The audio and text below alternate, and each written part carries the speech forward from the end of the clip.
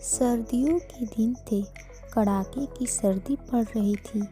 एक दिन एक व्यापारी को किसी काम से अचानक शहर जाना पड़ा। वह अपने घोड़े पर सवार होकर चल दिया। सर्दी के मारे घोड़ा भी बहुत धीमी चाल से आगे बढ़ रहा था। इस तरह व्यापारी को शहर पहुंचते पहुंचते शाम हो गई। सर्दी से उसका और घोड़े का बुरा हाल था। व्यापारी ने सोचा, पहले कहीं आग से ताप कर सर्दी दूर की जाए। तभी उसने देखा कि पास में ही एक ढाबे में आग जल रही है और कुछ लोग उसके चारों ओर बैठे ताप रहे हैं। व्यापारी भी उसी ढाबे में चला गया। वहाँ अलाव के कारण काफ़ी गर्माहट थी। उसे बहुत राहत महसूस हुई। उसने सोचा कि वह भी आग के पास बैठ जाए, परंतु वहाँ कहीं जगह नहीं थी। उसने सभी लोगों से हाथ मिलाया। सभी लोगों ने उससे हाथ मिलाया, परंतु वे उसी जगह जमे रहे। कोई भी अपनी जगह छोड़ना नहीं चाहता था। उसने एक तरकीब सोची और होटल के मैनेजर को बुलाकर पूछा, खाने के लिए गर्म क्या क्या मिलेगा।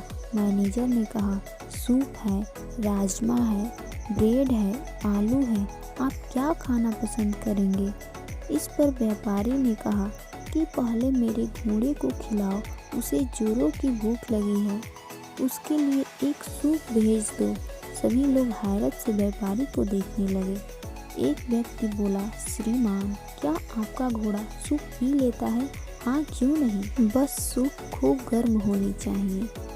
मैनेजर ने वेटर को बुलाया और कहा, यह सूप साहब के घोड़े को पिला दो।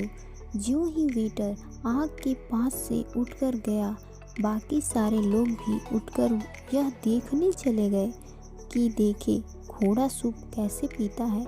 व्यापारी जल्दी जल्दी अलाव के पास जाकर बैठ गया।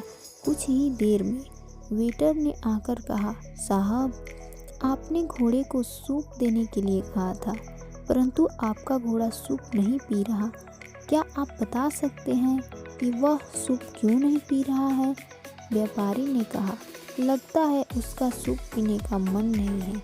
आप उसके लिए सूखे चने और ब्रेड भेज दीजिए और यह सूप मुझे दे दीजिए। सारे लोग वापस आ गए और व्यापारी बड़े मज़े से अलाव के पास बैठकर गर्म सूप का आनंद लेने लगा।